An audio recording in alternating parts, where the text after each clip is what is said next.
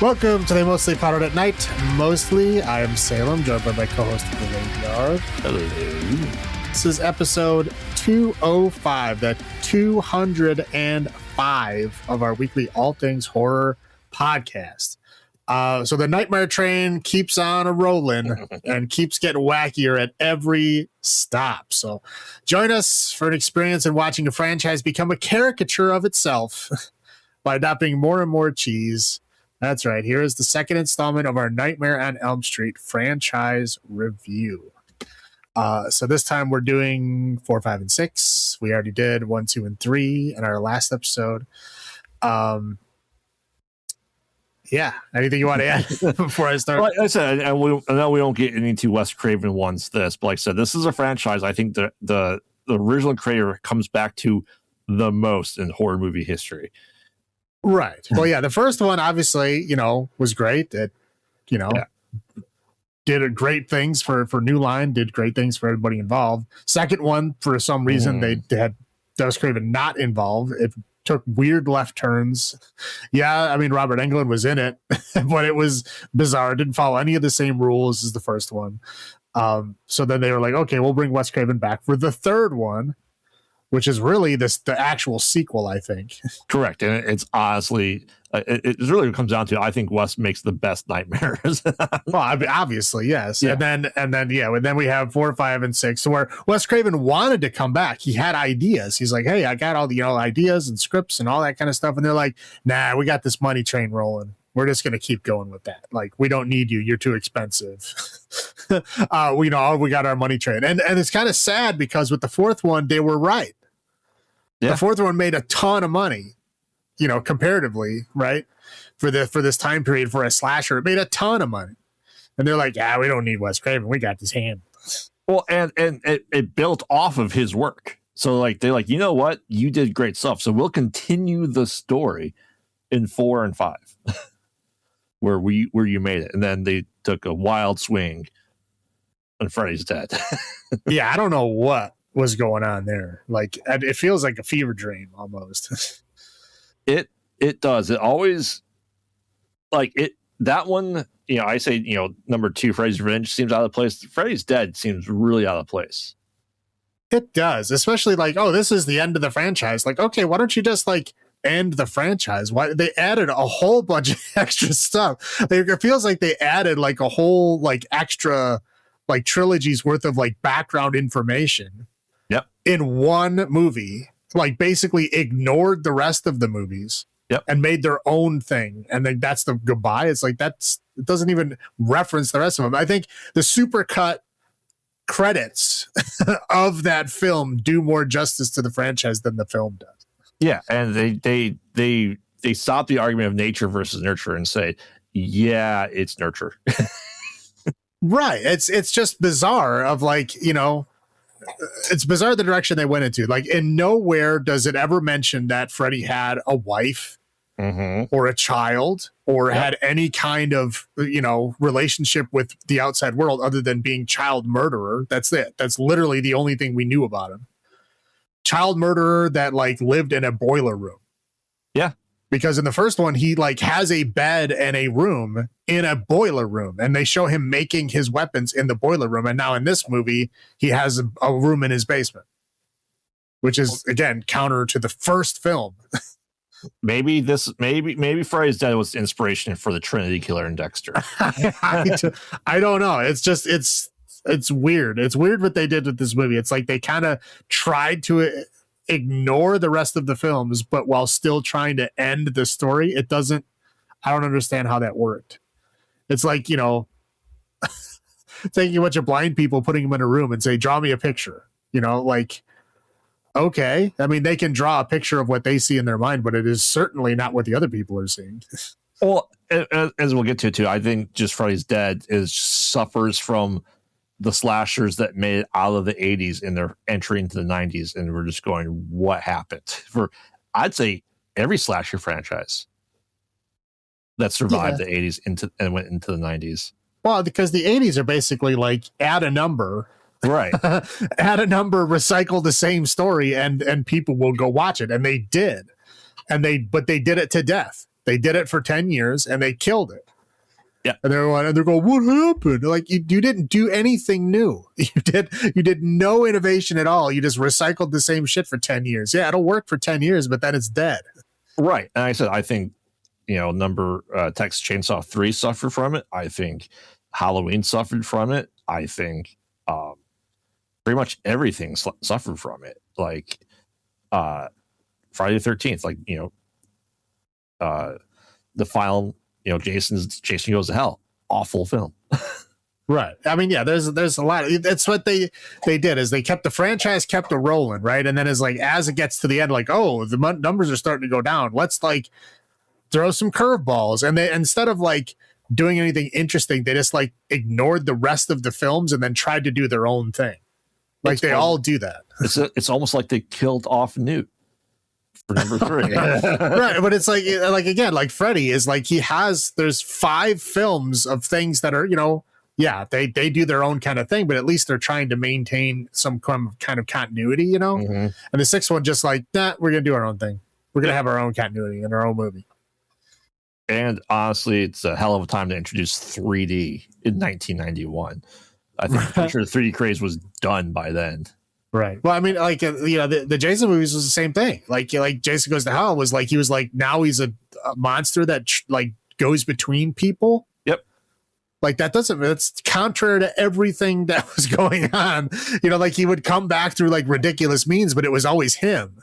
Yeah. Like he came back as Jason. Like that's it. Like he never changed bodies ever. Like if he could change bodies, why did he keep coming back as like a zombie monster? And why did he come back as a Cabbage Patch Kid wearing 2 small masks? Yes. Right. Yeah. It's like, it's bizarre. All the franchises did it. They're just like, oh, I guess we're losing money here. Give it to somebody who wants to do something completely different and then let them do whatever, let them ruin the franchise. Well, and as much as I know, going really on top of it, as I love Evil Dead, Army of Darkness is very different than the first 2 Evil Dead. Right. Yeah. No, again, not a bad movie, but I think when we did the thing, I basically said like, this isn't even really a horror movie. No. Like this is like an action adventure movie. It's a Ray set Harryhausen in the same world. It's a Ray Harryhausen love letter. Yeah. Right. Yeah. It's like, it's an action adventure movie set in the horror universe that Evil Dead built. Yeah. I mean, again, it's not, they don't even use Evil Dead in the film. Yes, obviously it's a sequel, but like they didn't call it Evil Dead 3. It has a completely different name. So at least they did that. This is, like I said, as we get there, this shows once again that every franchise looked at why slashers died in the 90s. Right. Yeah, it's just because, they don't maintain the continuity. They didn't do anything interesting for too long, and then they did too little too late. Yep. And they died, yes. All right, but let's get into it. Oh, okay. So we're going to do Nightmare on Elm Street 4, The Dream Master. These titles are getting very long. They are. So essentially we open up with the characters from 3 return. Patricia Arquette's character comes back, but Patricia Arquette does not come back. Nope. So it's her character, and we still have the 2 characters who survived before. So we have Kincaid and Joey. Both come back. And we'll talk about this later, but they're no longer in a mental institution. Now they're just regular high school kids. Yes. I'll point out, I'll say this here too. Junior year. I'm just throwing this back. I'm saying this because that means the previous film, Joey was a sophomore and that nurse was seducing him. Well, I mean, yeah, but it wasn't really the nurse though. It's fulfilling his dream fantasy. So yeah, it's fine. Yeah. He was old enough to have hormones. So he's old enough to have a wet dream. Yeah. Okay. So essentially the 3 of them, what was Kirsten. So she starts having the Freddy dreams again. Okay. But Freddy isn't there yet, but she's like going into the boiler room. Yeah. And she now has the ability to call Kincaid and Joey into her dream when she's scared. And she does. And they complain a lot that she does. They're like, yeah, you're in the boiler room, but like, he's not here. Right. Yep. A lot of weird jump cuts, like trying to make you think, oh, is he here? Is he here? He's not. Just not there. So, the next day in school, they're kind of like, no, yeah, we're not getting any sleep because you keep bringing us in your dreams, blah, blah. Long story short here, they all die. They are killed pretty quickly in the film by Freddy, one by one. Well, Joe and Kincaid pretty quickly. Kirsten takes a while. Well, they die pretty quickly. Kirsten's gone in the first 15 minutes. Maybe 20 minutes. She gets killed at 41-minute mark. Really? Yeah. Well, it doesn't feel like that. I know. Anyway, so as we're going along, they get killed off. She kind of recruits multiple other people. So we have her friend Alice, Alice's brother, her boyfriend. Wait, what? Alice's brother, right. Her boyfriend. Yes. Alice's brother is not her boyfriend. Is Kristen's boyfriend. Yeah. Oh, yes. Okay. You're confusing me. I was like, wait, what? Did I miss something here? No, yeah. So there's Alice, and then Alice's brother is Kirsten's boyfriend. Yes, correct. And then there's another like jock dude that Alice has a crush on named Dan, who kind of becomes part of their group. At the end, yeah. Well, whatever. Because of the fifth one, I'm mentioning him now. Yeah. So they're all kind of like being brought into. Oh, there's their other friend too, the nerdy girl, and the power lifter that has a whole 10 pounds on her bed. Right? Yeah, she's like, I work out multiple hours a day, and she's like wayfish. I'm like, what exercises are you doing multiple hours a day? Like, I don't like. Are you doing like the old 40s thing where you like hook up the weird wiggling thing? Like band. Remember that? Mm-hmm. Anyway, but it didn't actually do anything. I'm working out. It did nothing. Maybe I don't know, whatever. So yeah, they're all like the kind of new crew. And then slowly but surely, Kirsten kind of gets phased out in favor of these new people. Yep. We get introduced to them. Like, the brother does like karate. Dan's football guy, the one girl karate in air quotes here. He's got the Karate Kid headband and he's doing kicks and punches and nunchucks, so he's Karate Man. Yeah. And then of course the nerdy girl is like, I don't know, inventing an ultrasonic anti-bug device. Hey, she's right up your alley. Okay. Yeah, I mean but yeah, but she's asthmatic. Yeah, she's asthmatic, and the girl that works out multiple hours a day but looks like wayfish is afraid of bugs. So I can empathize. Mm-hmm. So the girl makes her this anti-bug device so that she can feel better about being around bugs, I guess. But you see the best part. How does Freddy come back?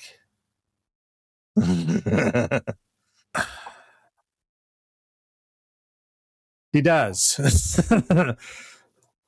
Do you remember? I don't know. The dog, Kincaid's dog, gets pulled into the dreams too. Pees gasoline, lights Freddy's bones on fire in the junkyard where they consecrated him, and he's back because of dog pee. Why is it like because his grave was desecrated? Yeah, from the that's what it was. Yeah, dog pee. Seriously, seriously.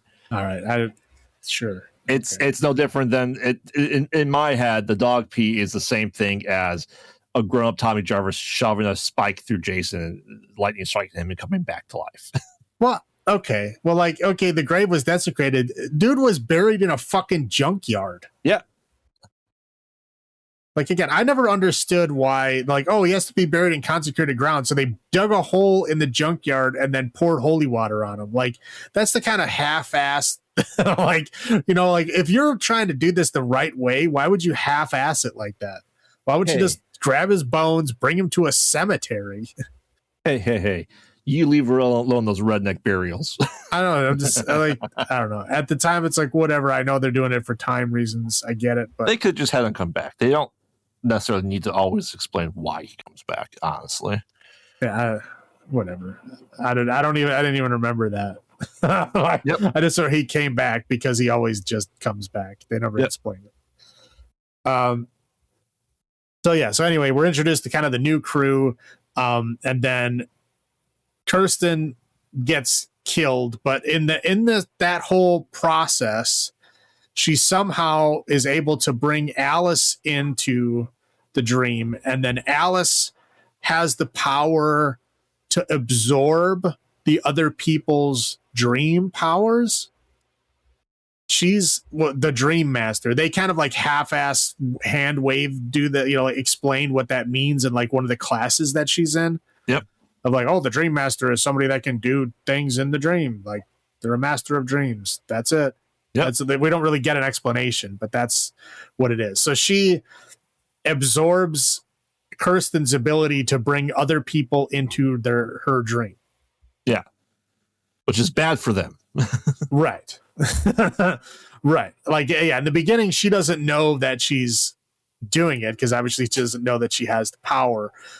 So, like, pretty quickly, the brother ends up, Freddy kills him with the weird karate thing. Where Freddy's invisible, yeah. Right, where Freddy's invisible, and then he dies, and then she absorbs his karate powers. The workout girl, your favorite one, I know. No, well, I'll talk about it later. Anyway, so she is working out, and then turns into a Kafka novel where she turns into a cockroach. Yep. And then gets squished in the roach motel. And then she absorbs her, workout strength powers, I guess. Jazzercise abilities, yes. Yeah. And so the nerdy girl, I think the nerdy girl was the first one to go, and she gets the air sucked out of her. Freddy, like, hey, you want to suck face? Yeah, and then her power is she gets her bug killing machine. Right. Yeah. She gets her bug killing machine that now has more powers than just scaring away bugs. Yep. So the new crew, that's Suckface, the Karate Brother, and then there's a kind of a weird interlude to where Freddy is in the diner with Alice, kind of showing that he's not going to kill her. He's just kind of using her to get to her friends. Right, because Kirsten was the last Elm Street kid. No, Alice is. No, he was using Kirsten to get more people, but since she died and she has the power, she's able to use them. I guess, yeah, Alice is the last Elm Street. You're right. Well, they say that because like there's a couple of scenes where she goes to like her mom saying like, "Oh, I have to do this because you guys, mobbed Freddy." So like, yeah, she's the last child of the people who killed Freddy, which is, again, there's another gripe I kind of have about this franchise is like they never fully explain what happened. They never say what the technicality is. Right. Well, they never say what Freddy's motivations are. Correct. They kind of try to answer it in the sixth one, but again, we already went over it. It's doing its own thing. Yep. So it really doesn't count. But like they never say like what are your motivations? They kind of allude to it in some of the movies saying like, oh, he's trying to kill all the kids of the people that killed him. Right? But they never like go into detail about those people. Like the parents and stuff never admit to it. No. The only one that admits to it is the cop in the first one. Yep. And that's it. And he didn't even say that he did it. He just said that he was the one that buried him. Right. Like he looked the other way and then buried him afterwards. But like, again, these are the kind of things you get like through little bits and pieces that never fully explain what's happening, which is not necessarily a bad thing. But it's just there's no motivation as to why he's doing it. Right. Like Michael Myers, right? He does it because he's pure evil. But he's also most of the time trying to like kill his own family for the harvest. Right. Yes. Or like Jason is like trying to kill campers and camp counselors because of like, originally it was because his mom was doing it because like the kids were making out instead of watching him. Right.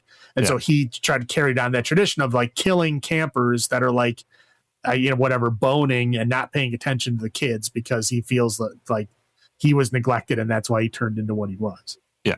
I guess, right? That's his motivation, I think. Yeah, it is. At least most of the time. But like at least we get some kind of half-ass motivation as to why they're doing it. Like Freddy, we don't really get that. He just wants to kill kids. Yep. That's it. We get like Freddy Krueger, child murderer. That's literally the only background that we get. Yeah. Until the sixth film, Mm-hmm. which doesn't count, I would say. So anyway, so we get this weird interlude where he's in the diner and he's like literally all the people's faces are like on these meatballs on this big pizza. And he's like eating the meatballs of the pizza. Like she sees like her brother's face on the meatball, and where he kind of explains what he's doing. How he's like using her power to pull in people and then kill them and take their souls and eat them as meatballs on a pizza. Yep. So then she decides like, okay, well, if he's going to be doing that, I need to stop him. So then after all her friends are dead, she's going to go try to stop him. Like she gets stuck in a time loop while she's trying to save the Roach Motel girl. Yeah. Because Freddy can do that. So like her and Dan are in like this time loop. And then when they finally get out of the time loop, they have a car accident. Yep. And Dan is like, I don't know. I thought Dan died. No, he's severely under, like, and then he started like bleeding out. Like, oh, he seems dead. Like, no, we brought you out of it. You're okay. Like he's clearly bleeding through his chest. Right. Like, I don't know. I don't know. To me, like, it's a Nightmare on Elm Street movie. You never know who is like what is a dream or when it's not a dream. Mm-hmm. And sometimes it's like they act like things that are in the dream are happening in real world, and then vice versa and stuff. Well, I'd say it's worse for 4 and 5 because Alice can daydream, and that counts as dreams. Right. I don't know. Whatever. It's bizarre. I'm leaving out a lot of that shit because it's just confusing. Yeah.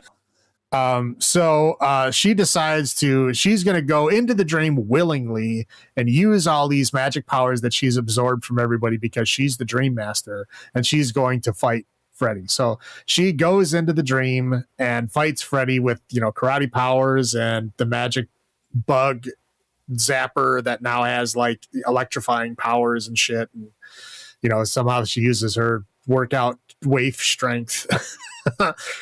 Whatever, she fights him, and it basically, of course, Freddy shakes it off, right, as he always does. Yeah, he has more experience in dreams than anyone else. Right. Yeah. So, and then he's basically defeated by a mirror. Yeah. So where she goes, oh, all this shit isn't working. How about I just show you what you really look like? And he goes, oh no, and then dies. like his souls like escape his body because he saw how ugly he is, and then he just like blows up and disappears. Right, which you'd think that he would be happy about that and be fine. Right. I don't know. In some reason. But like other films, he's looked at himself in the mirror. Correct. So he's fully aware of what he looks like. I don't understand. Well, it's kind of goes. It'll tie into the next one. Like there's gateways to the dream world, the negative and positive side, and like I guess the stained glass mirror is like a door from the positive doorway. So he was able to be quote banished that way. I don't know. It's all that stuff is a stretch because really she just like pulls it out like look at yourself, and he goes like that's it. There's really nothing else to it. It's not any different than Nancy going, I don't believe in you, and he just yeah. I'm not trying to say that this is somehow better. I'm just saying it's just weirdly bizarre how she literally does this whole like gear up thing, like she's preparing for it, and then like nothing works, and then she just shows him like himself, and then that works. So like, what's the point? Like, you didn't even need those powers. Correct. Like, what's the point of being a dream master if it's pointless? I think Freddy just gives up and just goes home for he probably just pretends. He's like, I'm done. I'm just going to go get another group of kids. Yeah. Oh, you've defeated me. And then he goes and finds another group. Yeah. Oh, you defeated me. I'm going to go to Springwood now. Yeah. So that's it. I don't know. Is there anything else you want to? No. Let's get add in there. No. All right. So you want me to go first here? Sure. Okay. So, I mean, according to this film franchise, dogs can fully dream. Yes. And dogs can also enter the dreams with Fred. Yes. So that means that dogs are now fully sentient creatures. Yes, that's awesome. That's great. and the dog's name was Jason. Correct. I was like, they did it on purpose. They did it on purpose. Which I thought was funny. Yeah. I will say there was some, okay, I'm going to say music, but I don't mean all of it. Okay. I don't mean all the music, but there was enough good music in there to like make it interesting. Like there was actually like a Jarama Rama song in there, which is pretty cool. There was like a Billy Idol song in there, which is pretty cool. There's more good songs in it than there normally is in a slasher movie. So you're not counting Tuesday Nights? I'm not. And her opening song? I'm not counting that. I'm also not counting like the terrible post credits song. But yeah, like there's a lot of them that I don't like, but there are a couple that I did, which is more than you normally get, more than the rest of these have anyway. The effects I thought were pretty good in this. I mean, like Screaming Mad George was involved in this one. Yep. R.I.P. I guess we just recently found out that he was dead. And apparently he's been dead since February, but they just now reported it. I don't know how that works. Like if nobody noticed, I don't know. I have no idea how that works.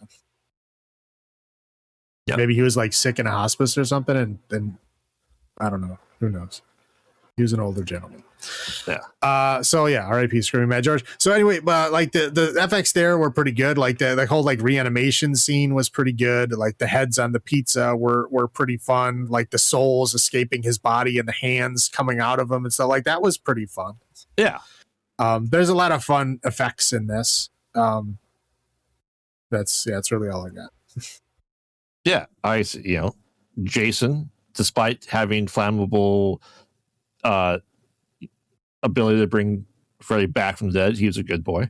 He acted appropriately when dragged into a dream he doesn't fully understand. He bit someone. I was gonna say, I don't know if biting someone that you know in real life in a dream it constitutes good boy material.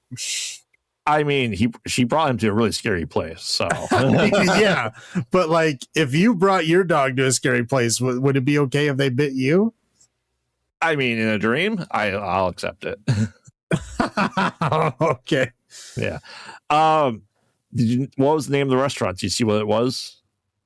I probably did. I don't remember. Crave Inn. I did not notice that.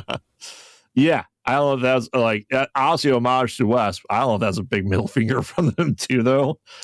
I mean, hopefully it's just like an homage, because I'm sure the people that were worked on these are fans of his, right? I don't think they would work on this without it. Yeah. Well, and they also worked on the previous one with him too. So we had Mick Strawn, who was on our other show. He did a lot of the work on here too. Like I said, he talked about the scene later of the car crash scene and how hard that was to do, which was pretty cool. Like you kind of getting to know a little bit behind the stories was always fun. Right. And it's like an actual sequel from the previous one, not like a huge time skip or anything like that. It literally takes place like less than a year later. Right. I mean, again, there's continuity issues here. There are, but it's still the closest to like an actual sequel. Yeah. As you said, the FX were great. Like the kills were fun. They're goofy. They start to get a little bit goofy, but they're still pretty fun. So I like everything that goes with it. He said the resurrection, like, the hands coming out of him, grabbing onto him, even coming out of his head. Like, he has to act pretty hard against those special effects. Right. So I thought those were great. That's what I have. I will roll into my low points. Obviously, no Patricia Arquette.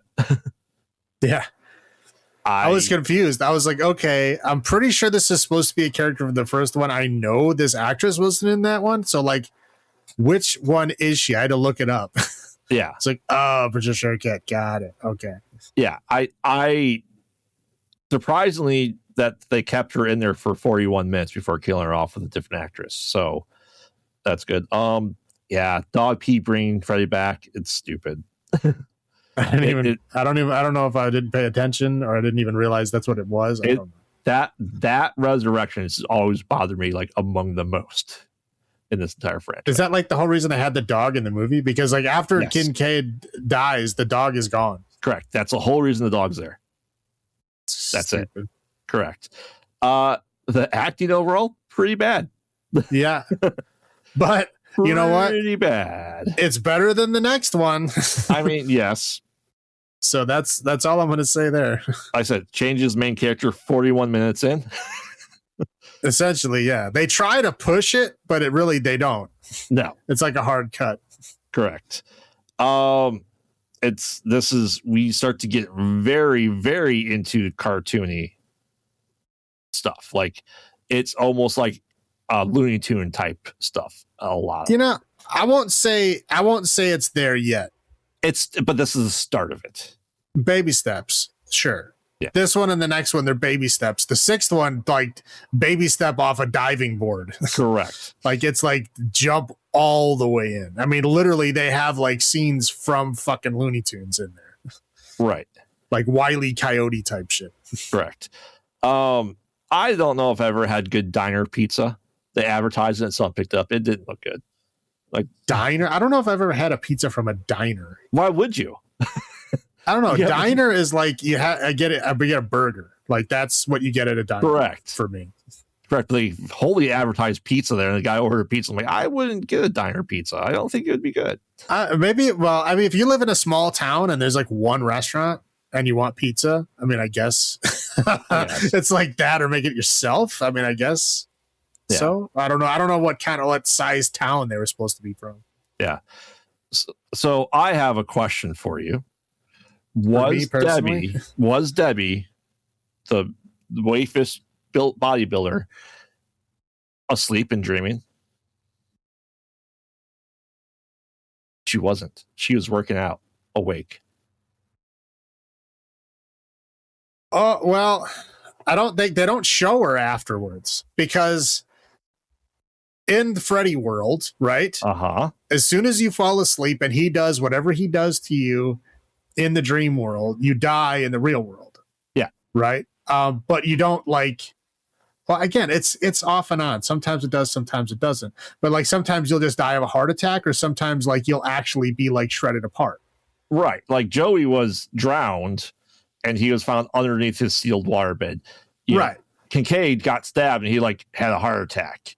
Right. And that's what I'm saying. Like literally in the same film, they don't maintain the continuity there. And the only thing that would make sense of what her aftermath would be is that she's lifting this heavy weight and somehow crushed her. But I refuse to believe that she fell asleep. I mean, dude, if you're working hard, she might have passed out because like she was deliberately not trying to sleep. I guess, but like I feel like because they mentioned like, oh, you know, someone wasn't dreaming. They mentioned that the next one, or wasn't even asleep, right? But this one, like I'm pretty sure she was not asleep, did not fall asleep. Well, I mean, because of what happened, we have to assume she did. Yeah, but I'm just saying, like, that stuff would not have been able to happen in the real world. That obviously happened in the dream world. Right, but I'm saying like they show everyone else asleep for their deaths, but she's the only one I feel like that just wasn't. Maybe there's a cut scene that explains it, but I'm just like it. I rewatched a couple of times. Like I don't think she fell asleep, or we see her falling asleep. Well, again, we never. There's never like a I'm asleep now moment. Yeah. You know, the only time we do that is like they say, "Oh, I must be asleep," or somebody else sees them sleep, and we know that they're in a dream, or they see themselves. Right. So if just assume that scene is her asleep, we just didn't get the confirmation. Oh, I'm asleep scene. Yeah. Because again, following the formula of these films, she had fallen asleep. We just didn't get the scene of one, her verifying that she is now asleep and in a dream. Mm-hmm. And two, we didn't see her after her death. Correct. Of what she looked like or what happened to her. That we just get like next scene, like, oh, she's dead. Yep. Like where we don't see a body. They don't explain what happened. I'm assuming it was a normal death, or else they would have been much more panicked about what happened. So I'm assuming she probably just, like you said, got crushed by a weight or fucking had a heart attack or whatever. Yeah, like I said, it just seems weird. Like every other time we get a confirmation of hers, we don't. Yeah, but I mean, we're on 4 movies now. Yeah. I don't think, you know, like, I don't think we need a confirmation every single time. No, but yeah, it just seems out of place. But that's what I have. How about you? Okay, we got a Bible quote opening the movie. Don't like that. Like, this is not a Bible. Yeah, it plays heavily in the next one. Yeah, like, this is not a Bible quote type of movie, I would say. One, there's way too many bugs in this fucking movie. There's bugs crawling all over the fucking place. There's roaches on the fucking food. Like, the fucking chick literally turns into a giant fucking cockroach. Like, dear God, way too many bugs. Now, this is the first Nightmare on Elm Street film I ever saw. And I saw it not too long after it came on a video. So we're probably talking 89-ish. Yeah. Because that was the time period where I was like actively now renting movies from the movie store and watching whatever I wanted. Now, this movie scared the crap out of me because I don't like bugs at all. Right. And the bug scene, like, I had to shut it off. Like, I couldn't watch it. And I had to come back the next day and watch it in the daylight because it was like, it really freaked me out. Yeah. Not because the movie itself was scary, because bugs literally terrified me. They still do, but I'm over it. Yeah. It's like exposure therapy. I'm over it. In film, in real life, I'm still not over it. In film, I can handle it. Mm-hmm. But yeah, it's not pleasant. But I still remembered, like, even from back then, like, the meatball heads on the pizza. Yep. And the roach scene are the two things that I really, really remembered. And the suck face scene. For some reason, I remembered that one too. So the kills is really, I guess, what sold it for me. But this is my very first experience with Nightmare on Elm Street. And I don't know if it was horror movies in general, but it was this franchise for sure. This was the first one that I saw.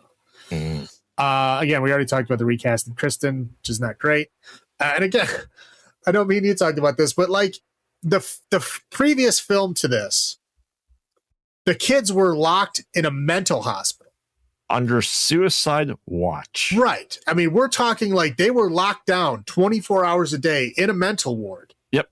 Okay. They were there for weeks, right? That story took place over weeks, or at least like a week, right? Yeah. What do you say? Like, we didn't see any parents. We didn't have any interaction with family members or anybody that cared about them at all. Like, they really seemed like they were just kind of like cast-offs that got locked into this facility because nobody wanted them anymore, right? You know, that's what it kind of felt like. They were freaks. Yeah. And it really felt like they were like rejected, and that's how they banded together to fight. You know, it was because they were all rejected together, so now they have to band together to fight. It really felt like that was the heart of it. And now this one, it's like, oh, the survivors are just normal high school kids again. You know, and their parents are all like, why don't you just get over it? Like, they were in a mental hospital for an extended amount of time, and like most of the people that were in the hospital with them are dead. Right. And died in a very short period of time. Kristen's mom, who sent her there. Right. Like, you are fully aware of like what trauma these people have gone through, and you're just like pretending like it never happened. Like, all of them pretend like it never happened. And like, oh, let's wipe the slate clean. We're just normal high school kids now. It just really doesn't fit with the kind of tone of the last film jumping into this one. It really feels like they kind of like whitewashed over, oh, everybody's fine. It's normal high school kids now. I guess people do that in real life, but like, it really felt off to me. It really felt wrong to me. The beginning of this, I'm like, dude, they were in a mental hospital. Like, why is no one like watching these kids? Welfare checks. Yeah. Like they were talking about like, oh, we went through therapy. Like, I think that was a little more strict than therapy, man. Yeah. Like, you were in a mental hospital for an extended length of time. Yep. Like, that's not just minor shit. That's like serious stuff. Yeah. Anyway, that's all. All right. So, Nightmare on Elm Street 4, The Dream Master, 1988. Graveyard. Would you like me to go first? We're sticking with our same out ofs. Well, it's a franchise. We'll do that. Yeah. So, one-liners. I'll go first. This is a dip from the last one, obviously. Not right. It's a dip, but I don't. Yeah, I don't. Dip. Right. I when I go through the franchise, I I still go through them probably every year. This one's still there, so I'll still give this a 7 one-liners out of 10. How about you? Yeah, I mean, the last time I watched this was on VHS. If that tells you how long ago it was. It was a long time ago. Yeah. It's not bad. It's not as good as 3. Right. I will say it's better than 2. That might be just me saying I have a soft spot for it because it was the first one that I actually saw. But I'm not going to say it's great. I mean, it's not. Again, I've seen this movie. This is like the 3rd time in my life I've seen it. So I'm not going to say that I like it, but or love it. But we'll go 5.35. 5.35. Perfectly acceptable number. All right. So now we move on to A Nightmare on Elm Street 5, The Dream Child from 1989. This recap's going to be probably pretty damn short because this is just a continuation from the last one. Kristen and Dan, they're all graduating high school, and somehow she roped a new group of friends in, like, hey, your last group of friends died. Come join my group of friends. Like, okay. And none of the other ones are ever mentioned. Correct. No one cares. Correct. So Alice's dad is now, he's sobered up from being drunk from the last one because his son died, but they all graduate, and he doesn't sober up until the revelation happens. Yeah. But he's like, we're graduating, everything's cool, let's do all this stuff. We're gonna go to Dan and Alice are gonna go to Europe on vacation, and they find out that Alice is having dreams that Freddy's back. She's going back into that church, and like, oh, he found his way back, it's happening again, it's going to happen again. And she calls Dan, and he falls asleep while driving to get to her. And in a really fantastic VFX shot of him being attached to the motorcycle, all stuff, like all decked out, Freddy takes it over, and he dies hard. And Alice kind of is then taken to the hospital, and we find out she's pregos with Dan's kid. SpaghettiOs. And the long story short is Freddy finds a way to enter the dreams of the month-old fetus, I would say, at most. I mean, if we're going by the timeline of the film, it's like I don't even know if it's technically been conceived yet, because it's like the next day. Right. I mean, I guess they could have engaged in sexual congress before that day. I mean, it might not have been the time that they showed in the opening of the film, but I'm assuming it's important, right? If they're showing this in the opening crawl of the film, I'm assuming that is the act that conceived a child. Yeah. So I'm going with that assumption. But that was like the day before. Yeah. So I mean, the egg may have been fertilized by now, but it's certainly not a fetus. It's a zygote. Right. Yeah, exactly. But Freddy goes, you know what? I can now enter your dreams through your baby. Okay. And if the baby's dreaming, I can use the pulling in powers that you had and use it the baby. So the baby's always dreaming. So therefore, if anyone falls asleep, I can now control them. So cool. Like I said, we have our new group of friends. We have I'm going to say this as well. I don't feel like they're a group of friends number 4. I really don't feel like they're a group of friends in this one either. No, I mean, at least in 4, there was her brother, right? There was that was an actual relationship. The other ones were kind of they felt like they were just kind of hangers on. Yeah. But yeah, this one is even worse. They seem like kind of cool acquaintances. They're not even level 1 acquaintances. Correct. But we have the model. Her mom just wants her to be the model, and she's very pristine and proper. We have the diver girl that's is also Candy Striper, who then also tells her that babies do dream all the time, especially at a week or to a month. Who we will see again in our not next episode, the episode after that. Yes.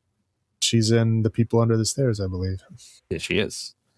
And then we have what they call the weirdo outcast, the guy who likes comics. Yeah.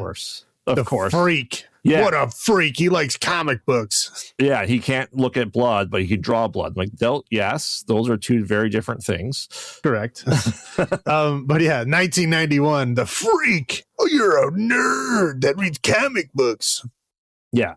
So here I was there. I lived it. I got beat up in 7th grade for reading comics, so I feel that. But I also have to point out that I forgot my timeline. This is now 1992 canonically in the world. Still 89 because it's only a year apart. So, the last one was 91. This is now 92. Do they actually say how long?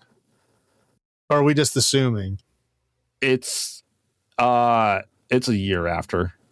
Because I was going to say, in the first one, the first 2 and 3, they specifically say the time. Yeah. But in these ones, I don't recall them ever saying that there was a Freddy's time dead. distance. They definitely say it. So, but we'll get to that when we get there. So her new group of friends start dying, and honestly, the very, very cartoony ways of the model, she especially dozes off a dinner party, and Freddy stuffs her, and she just chokes. Which, if you look at her face is like being stuffed in, and we get scenes of when someone dies, that she's able to feel it, and Freddy is now feeding the souls of the deceased to the unborn child, who we get a vision of Jacob, and he was the kid that Alan Grant scared in Jurassic Park 3 or Jurassic Park. Same kid actor. Was that the same kid? Yeah, it is. Oh, the one that he's scared, not the one in the. Okay, yeah. So all that's going on there, and she's trying to figure out what to do. Dan's parents are like, "Hey, what we should do is you should have the baby, and we will adopt it. You're a teenager, that this is hard stuff, and which I think is a very generous offer." We'll get into it. I don't want to take you off track right now, but we'll get into it. She's like, no, even the comic book is like, if he's doing this, you just don't have to do that. And she's like, no, I'm keeping it. So that's happening. The diving girl almost gets killed, but because she doesn't believe what's going on there. Because why would anyone believe? You had a group of friends last year, they're all dead, huh? You're saying Freddy's back? We shouldn't believe you. Yeah, you should. And I don't know what kind of weird upskirt photographer was filming her scenes. But yeah, please stop. Yeah, it's always on her crotch in her bathing suit. I know. It's okay, I get it. She's a diver. We don't always have to look up from the ground up to come on now. Yeah. And Alice loses her ability to take people's powers for some reason. Not that it did anything, but she had that power lost. But I said now her baby's able to pull people in, whether they're sleeping or not. Because Dan, they're saying, wasn't asleep or anything like that. Her common group of friends, he gets pulled into, I'd say, a pretty awesome looking scene where they make everything black and white except for him. And it's not done through computer. It's just they paint everything black and white. Freddy's black and white, and he goes full comic book mode. And he pulls into a Punisher meets Iron Fist costume. Yeah, exactly. The Phantom Prowler. But yeah, no, he's fucking cool. But anyway, I've seen this only the second time I think I've ever seen this movie. And it's this was the only scene that I really remembered, because I was like, oh, that's pretty cool. I remembered this scene, and I remembered the the baby carriage, because they show it in a bunch of scenes.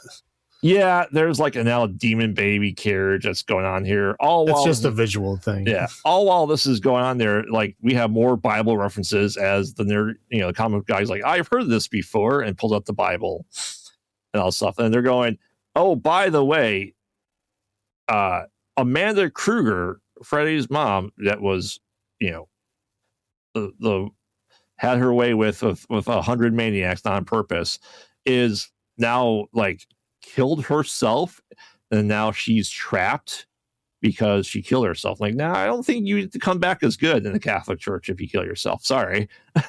Yeah, I think the official word is that you become a servant in the afterlife. Correct. So, or if you want to just be strict about it, you go to hell. Period. Correct. But now we gotta free her because like now we're seeing like she's having images of her birth and stuff like that. And it's like Amanda Kruger giving birth, who's then that nun and was in like an asylum and all that stuff. And essentially we're saying from this film that every time Freddy comes back, she rebirths him. There's a lot of weird things happening in this movie that are not fully explained. I really feel like they're going against their whole argument here with this part of it. Yes. I mean, I don't know. To me, it feels like a dude writing about pregnancy who doesn't quite understand what it means. Correct. But like, so now that they have to find like, which is what's even more bizarre is she was a nun. She killed herself, but yet she got buried behind a wall at some church. Okay. Yeah, I don't know. It's very vague what is happening. Like, oh, we need to find her. Okay, where is she? Hand waving happens. Right. Even though we saw her in number 3 help the doctor out, which that's fine, I guess. But now it's like, oh, now she's committed the cardinal sin and all that stuff there. So eventually they pull people in here and we see his full plan that he's like trying to feed the kid. And, Jacob's like, I don't think you want me, Mom. And then she just kind of defeats him with the help of Amanda Kruger, and he gets like blown up essentially, or like we find out that more is like a dream demon more than anything else, and his hold against them. They decide that like, oh, since we are women and we gave birth to these things, we can just take them back. Yep. And so like Alice just takes Jacob and just goes, it just sucks into her body. And then Amanda Kruger takes Freddy and just goes, sucks into her body. And then that's it. Yep. And then she like seals herself in a tower. Like Freddy's like trying to claw his way out of her body, but she ends up like sealing him behind like, metal bank vault doors. It's as unimpressive and a letdown as Carnage and Venom 2. Yeah. Right. Yeah. I get that. The movies pretty much end the same way. Right. It's like wah wah. Yeah. Come on. And that's the film. And this is the last we see of Alice. Even though she survives. A handful of people survive. Never to be seen again. Well, yeah. Yeah. Until they want to do a legacy reboot. I know. Like, who is still alive? Yeah, let's not bring those people in. Man, I'm trying to think if this might have been my first Nightmare on Elm Street that I saw. It's entirely possible. I didn't watch it when it came out because I watched when it came out, and after the whole bug thing, I was like, I don't think I need to watch any more of these. So I didn't, and I didn't go back and watch the original, like the earlier ones either. I didn't watch them until much later. The first one I had seen not too much longer, but like 2, 3, and like past 4, I did not watch until the VHS era. So probably until like the mid to late 90s. When you're going through your franchises, yeah. I was going to Hollywood Videos back in VHS days, and I would just like start renting the franchises until I got tired of them, and then I would stop. Yeah. But I think this was my first one I saw. I'm pretty sure, but it would have been early 90s for me. So not when it came out. And then I think I realized that they existed, and I think I watched like the TV version of the first one in the early 90s. But I wasn't of age to go rent these myself, so we had to find someone. I wasn't either, but my video store didn't care. As long as it wasn't porn, they didn't care. I was also like 8. Well, because my mom opened the account, so technically the account was an adult account. So like I would just go there, and if I had the cash, they never asked me questions. Again, I'm sure if I tried to grab porn, they would. And I think there was a porn section there, but I never even peeked in there. I didn't want to mess with that. But yeah, like I've rented, I don't know, countless rated R action horror. Right. You know, like nobody ever asked the question at all. Yeah. But yeah, I'll go first with my highlights. Once again, it's the sequel. It takes place shortly after the first one, so I do appreciate it. And it's amazing that Alice survives 2 films. Right. I was hoping that she would die in this one, because she is acting worse in this one than she did in the first and the fourth one. Yeah. But once again, I think the effects were pretty good. I would say the effects in this film are even better than the fourth one. Yeah. They are really good. Yeah, and it's interesting. Like I said, it goes deeper into the lore for you too. Like, he is a demon. Like, demons are, like, you don't really kill demons, you just banish them back to hell temporarily. You know what I mean? So I think that's a better explanation, that he just kind of goes away until he's able to gather some more strength. And since he had a baby, I don't know if he's they able really to like have less strength than required before, because it's a zygote at this point. They didn't actually come out and say he was a demon, though. It's heavily alluded to. I'm pretty sure they said demon. It's demon, because there's a lot more hell sequences, I would say, in this one. Maybe that's just my headcanon. I don't know. It's, to me, it feels like whenever hell appears, it's always in the dream world, and it's always like something that somebody's scared of.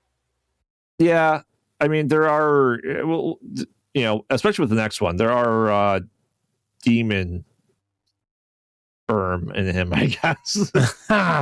Yes, that's a good explanation. Right? Like I said, and we're still getting cartoony. I still think Robert Englund nails the character, though. So I always appreciate him. Yeah, I really, I don't think they give him enough room to shine, really. Correct. You know what I mean? Like, he could do so much more. Like, he's great. Yeah. But like they kind of limit him to these like goofy one-liners, and they don't really let him say much else. I mean, he does well with those one-liners, but I mean, it's kind of like, you're like putting a muzzle on him. Like, you're kind of like, kind of hamstringing yourself, because he can do a hell of a lot better than that. Yeah. Like I said, he's when he is in it, he's still damn good. Yeah. So I do appreciate that. That's about it. How about you? Okay, so highs, we'll say. I mean, there's returning characters, right? Yeah, that's fun.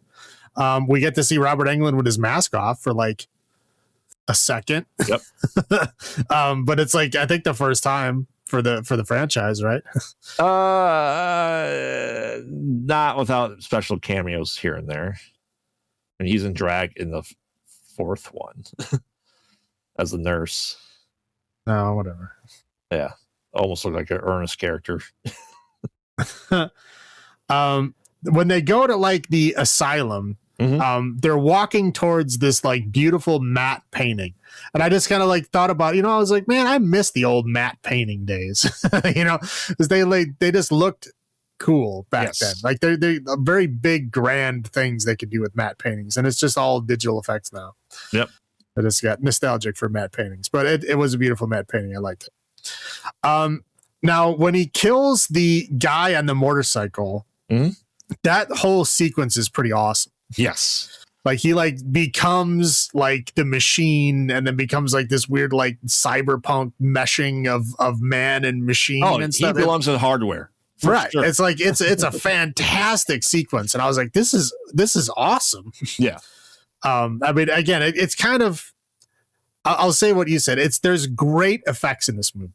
I think the effects in this movie are better than the fourth one. Like, the fantastic effects. Yeah. But the movie itself is pretty trash. Right. The movie itself sucks. Like, the acting is horrible. I mean, we'll get to the other side in a second, but the effects in this are so good. It's great as just like an effects movie. If you watch it for the effects and see what they can do, great.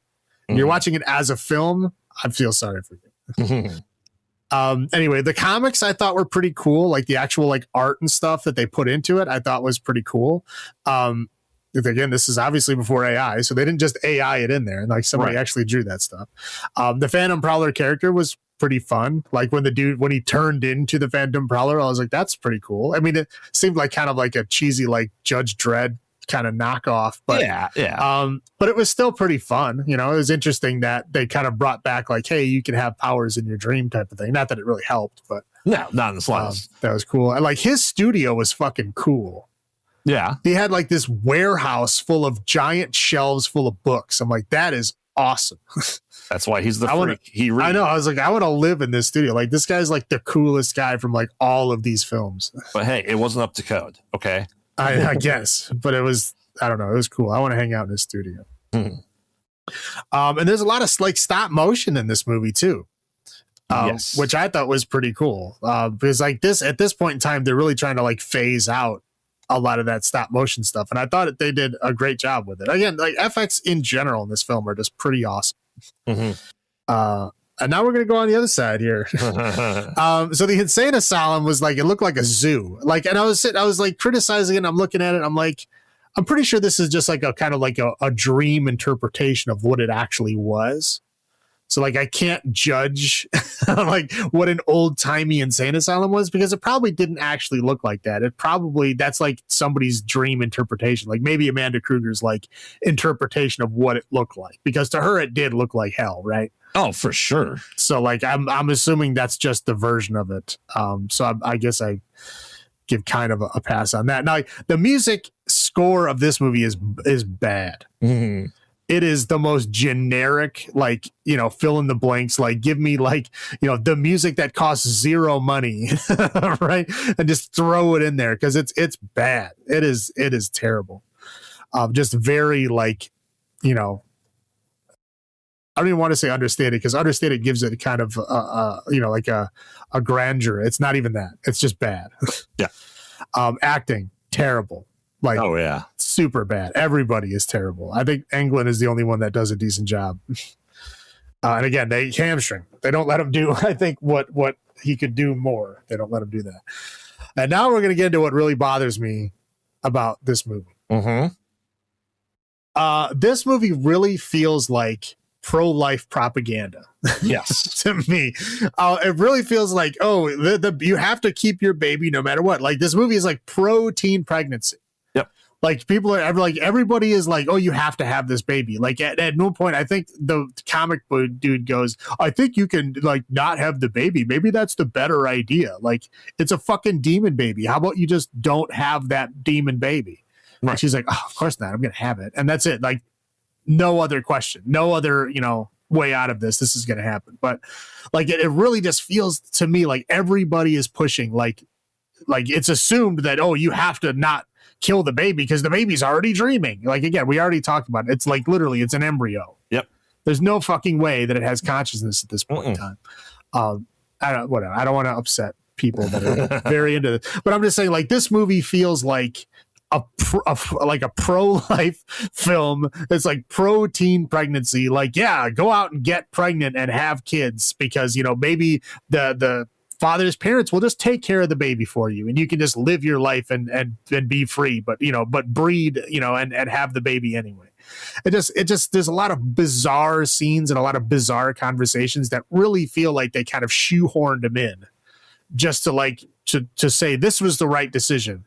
This was the way things should have been. Well, it's very pro-Christian in this right too. Correct. Yeah. Like again, like the comic dude like just has a Bible and starts quoting shit. Like, no. there's no way. That dude is way too cool to be quoting Bible shit. Well, I think he's the type of dude that would have read every Bible. Yeah. Yeah. Not just the Christian one, but yes. Right. Correct. Yeah. I mean, like I've read it cover to cover. I wouldn't say that I agree with it, but I have, you know, again, I try to understand what people are so excited about. But he just had a thirst for knowledge, period. Right. We'll go with that. Yeah. Again, like the Freddy one-liners, again, it's like they're just very generic in this movie. Again, Englund does a great job with them. You know, like even when they're lame, he still presents them well. Yep. But I really feel like just let him do what he wants to do. Like you can feel he wants to do more. Just let him do it. Just do it. Like, what's the point of trying to hold him back? There's lots of big gross tarantulas. That there are. That I don't like. And the ending credit song. Holy crap. I was like, usually I'll let it go and I'll write notes like while I'm watching the credits, just to see if there's like an end credit scene. I had to turn it off. Like I can't even do it. It was so bad. Yeah. That's all I got. Sorry. That's all right. Yeah. Like I said, like, does Amanda have to birth him every time? Like, that seems awful. Like, that, I guess this is a crux, but like, it's, did you ever watch the explanation of South Park? You didn't really watch South Park, right? I mean, I watched South Park until about the movie came out. Okay. And I really feel like it lost its heart at that point and became a caricature of itself. So Kenny, the reason why he's able to come back to life is his parents were part of the cult of Cthulhu. And when he dies, they literally birthed him again. And he aged up. Like, I think they got that from this movie. Sure. Like I said, I don't think we need an explanation of why he comes back. If there's a new group of people, he just comes back. He just is temporarily defeated, gets enough power, and comes back. I think that's good. Well, I mean, yeah, he's a dream monster. Yeah. Like, you don't have to explain why he came back. And as long as people know who he is, he can come back. Right. Period. Right. I mean, it's like it's how it goes. Like, yeah, you defeat him and then he has to you defeat it. It has to like go to sleep for a while and it'll come back later. Yeah. The acting's pretty bad, but my God, Jacob's acting is atrocious. Oh my God. Like almost everybody in this film is just like, like every time they try to have like a moment, it's like, this is not working, guys. Like, I feel like a director, like, this is not working. Please stop. Please redo this scene. Well, we talk about this a lot, and we use a lot of theater actors, but when you don't take the theater out of the theater actor and put them in the film, you get these actors. Like, I'm sure in theater acting, great. You're overplaying it to the last person in the auditorium. Great. The camera's the front row, play to the front row. Right. Yeah. It's like, I don't know. That's some of the stuff that was going on. It's just like, this is not working, guys. Like, correct. This is just not happening. Like, you're making me want to go do something else. Right. And these are the best takes too. Just keep that in mind. Right.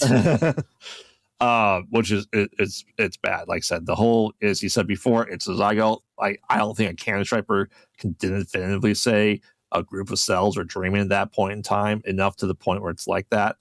I don't think that's the case. Like I said, everything you said, the pro-life, huge pro-Christianity in this too. Like saying he's like the ultimate evil, but good. The Christian side doesn't really stop him at all.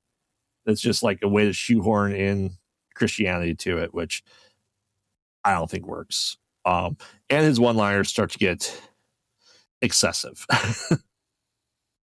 Like, more so. Like, what, at the beach? Yeah. Yeah, a lot of them are just like forced. You can tell like somebody like came up with this one-liner and they're like, how can we put this in the film? Correct. But that's all I have. Why don't you go first for one-liners out of 10 for this one? Okay, so obviously this is we're going down here. Mm-hmm. Now, again, I'm going to give it some points, but all these points are basically for the effects. Okay, because like effects-wise, this is a masterpiece. Like, I think the effects are fantastic. This is like one of those like examples when you want to like show somebody like what really great effects can be. Especially this is like, the last gasp of the 80s, right? Yep. And it's really like the effects are peak. Yeah. Fantastic. The rest of the movie kind of sucks. I mean, there's really not much here other than the effects and the comic stuff, which I thought was pretty cool. Mm-hmm. So we're going to give it a 4. 4. Yeah, I'm going down. And all 4 of those points come from the things I just described. Yeah. Like I said, I'm pretty sure this is my first one. So I will go down to a 5 one-liners out of 10. It's getting to that ridiculous point where I usually stop at Dream Child and then skip number 6, then you go do Nightmare. Yeah, no, and it's funny, and I know I've said this before on the show, and I've said that I didn't see Freddy's Dead before. That's incorrect. I did, but when we walked in, I think it was it last year? Yes. Yeah, it was last year. We went to a film festival. We walked in at the very end of Freddy's Dead, and I came out of that going, I've never seen this before. Yes, you did. I was like, I straight up have never seen this. Like, I could have swore I saw this movie, but I have no recollection of that scene at all. And I think it's the same thing happened to me when I watched it again this time. I've seen that film. I'm so checked out by the time the film ends that I don't even remember how it ends. I think it was that same point, because there's definitely parts of this film that I remember. But I again, at that point, I for sure said, I know I've said on this show, and I've told you in person, like, I've never seen this. I have. I just don't remember it. That's fair. Anyway.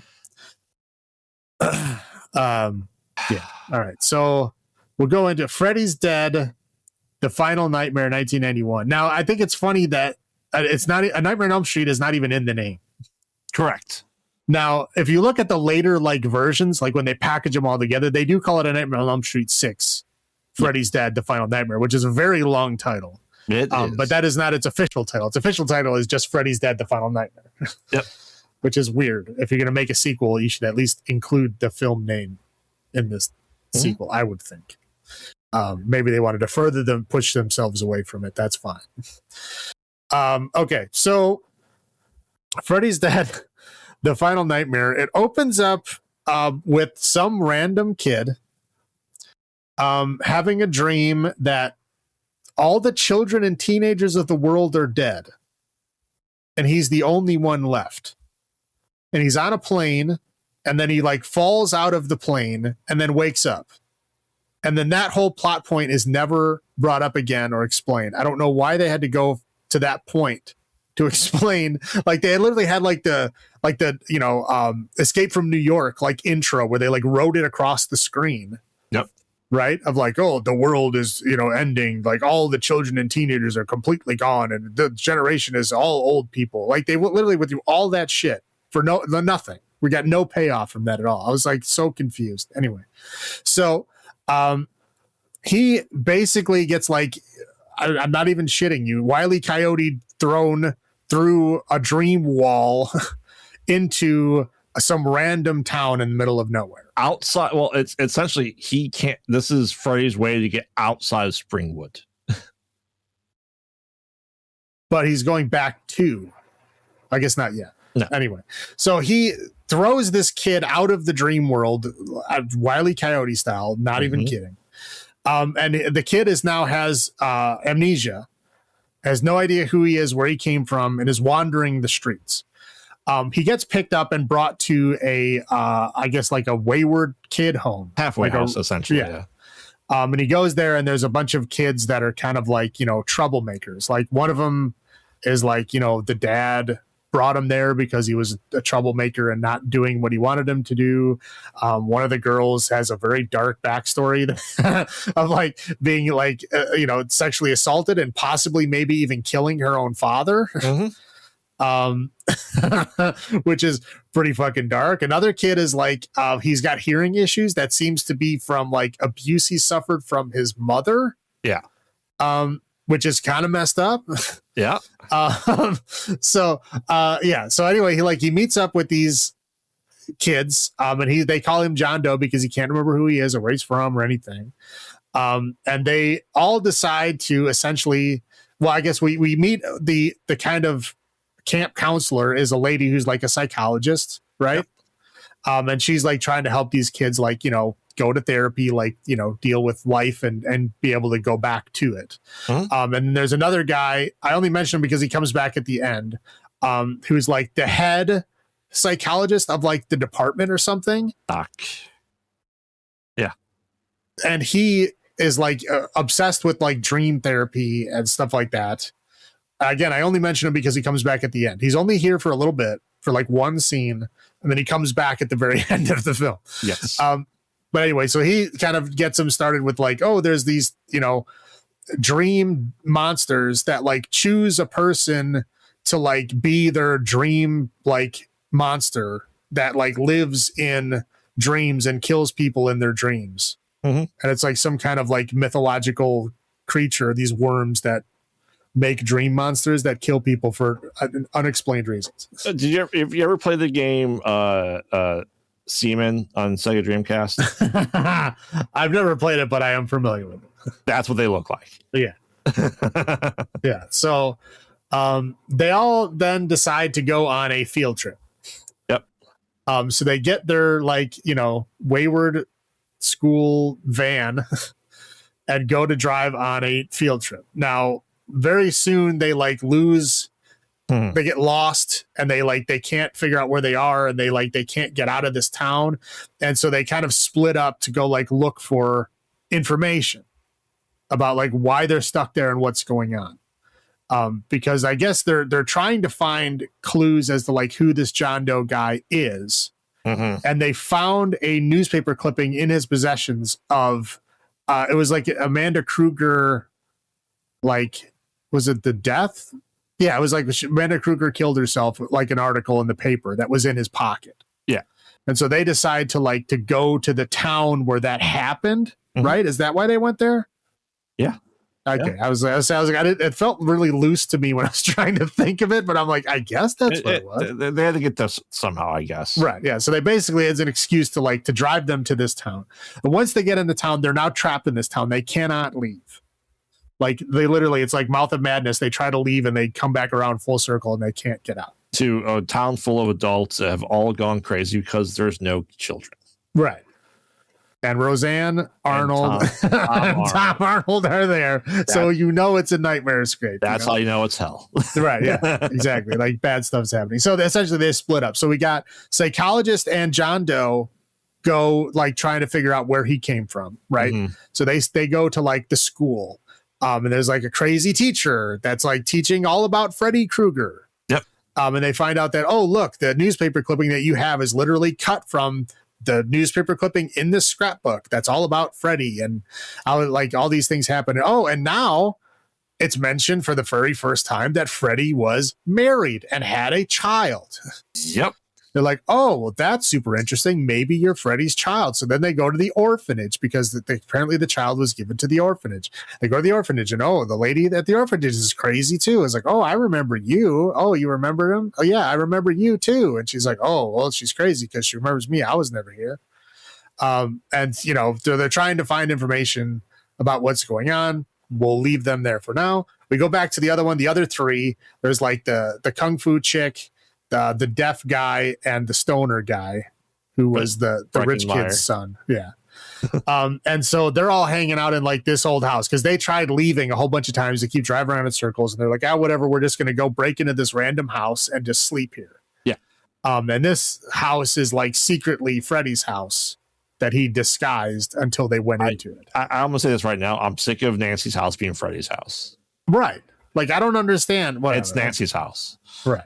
But yeah, it's like the iconic house, I guess. Correct. So they're in the house, and of course they like get separated. The deaf guy dies first. He gets, because he's got like a like one of those implants that lets him hear. So Freddy takes it away and he can't hear anything for a long time, and then he gives him back his hearing implant, and it becomes like this weird Cronenberg-esque like symbiote thing that like attaches itself to his brain and like super amplifies every sound. Yep. So which is very like inconsistent because he's upset that like a water drop sounds like a drum smashing his head and like a pin drop like hurts him, but he's yelling in his full voice at Freddy to not do that. Well, he learns his lesson by his head exploding. I'm just saying, but like he's like, no, don't drop all those pins, it'll hurt my ears. Like, dude, you were screaming. Like, okay, whatever. I'm not gonna try to get too literal. So yeah, so Freddy just goes, oh, look, I'm making a bunch of noise and your head explodes. So that guy's dead. The one girl goes, oh, I can't find the dude. I want to go try to find everybody else. And the other guy's like, yeah, whatever, I'm gonna stay here and get high. Yep. So he gets high, passes out. Inagata-Devita comes, psychedelic, laughing colors start happening on the broken television, and then Freddy brings him into the dream world, and he puts him in a fucking video game. Do you remember that video game show where you're on a green screen, you play video games? I know the concept. I don't remember what the show was, but I do remember that. Yeah, it's that essentially. It is garbage. Hey, he wishes he was playing with power. He wishes he was playing with Power Glove. My God.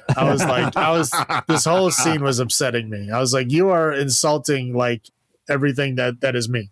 Yep. So anyway, so we get this stupid scene. But anyway, so he eventually, of course, gets killed. But bizarrely, and this is the thing. I don't understand what they're doing in this movie.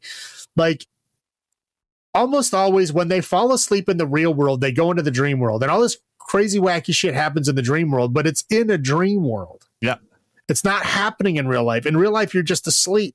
Yeah, and so he's bouncing around like but like duck. Right, like in this one, he's still asleep and literally like bouncing around. We're talking fucking full on Looney Tunes. Like I'm talking fucking Looney Tunes sound effects with like he's Daffy Duck moving around. Yes. Yeah. Like I mean, we're talking Goofy moving and slapping feet sounds and like this dumb shit bouncing around everywhere.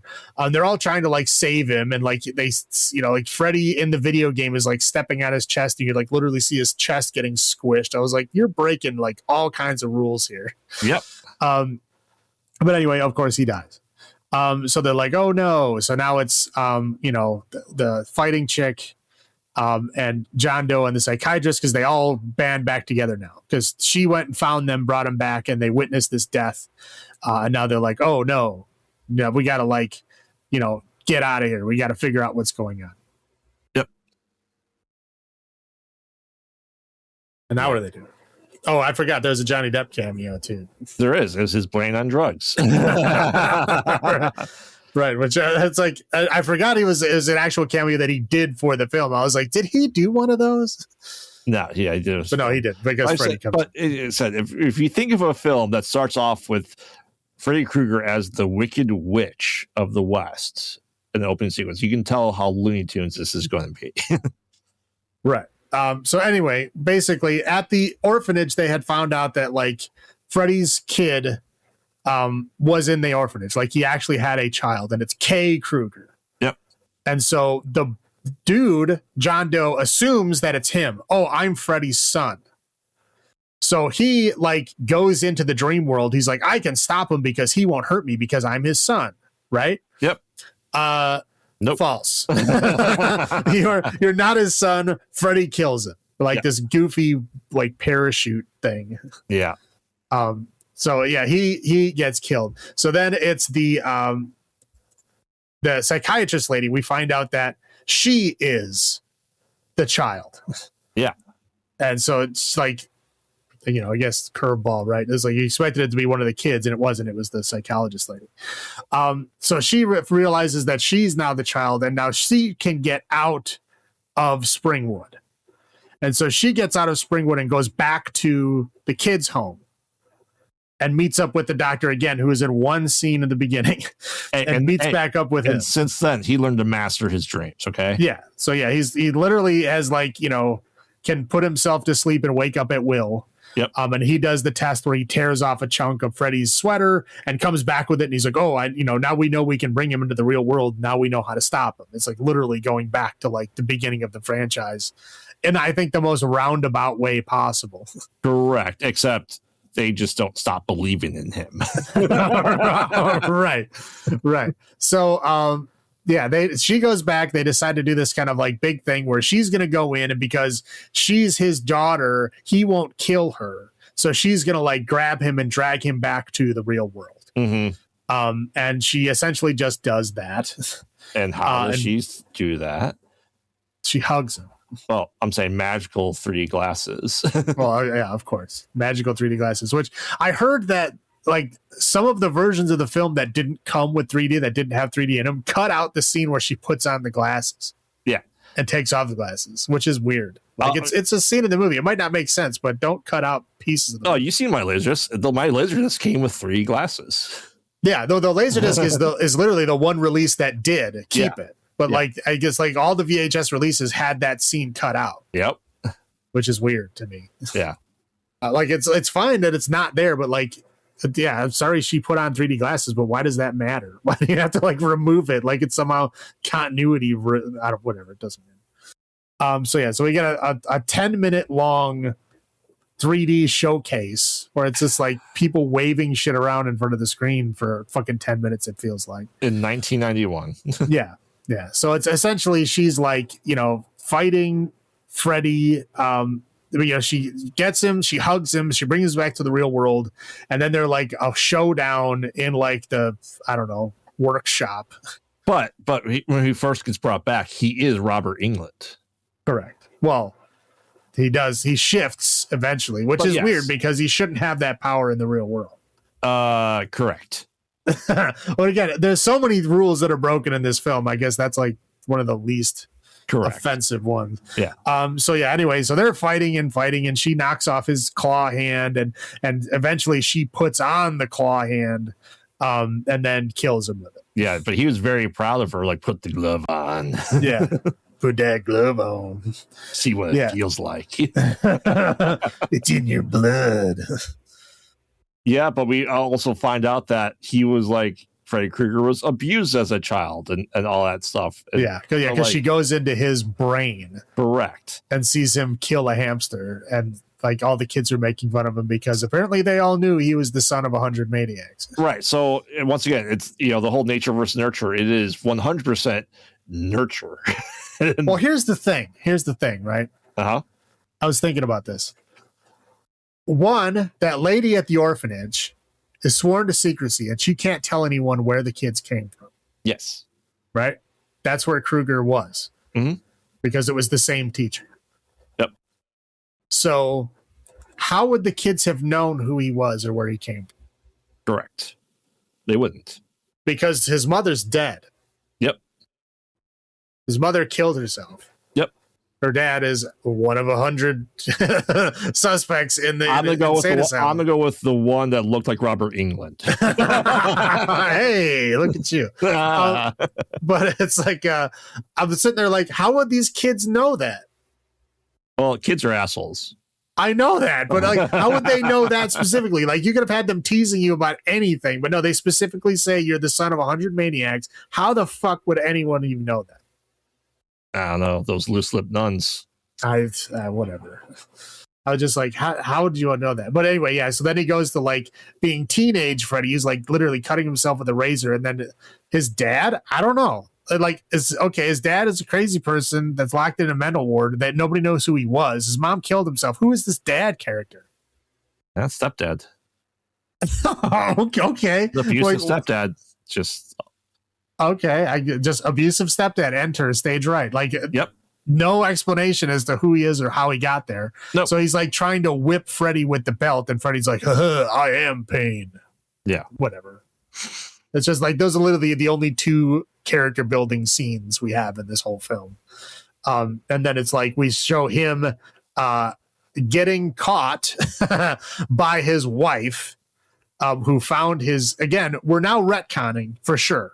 Oh, easily. Because the first film, specifically in the opening crawl of the film, shows him living in a boiler room and making the knives in this boiler room. And we don't technically understand where the boiler room is, but the boiler room is like a fixture of the franchise. It's like that's where he lives. It's like a refinery, essentially. Right. Yeah. We see his bed. We see like pictures on the wall. This is where he lives. And now that is being retconned to where he was just like a normal dad and father who killed kids in his spare time and had a secret room in his basement where he made weapons to kill kids with. Yep.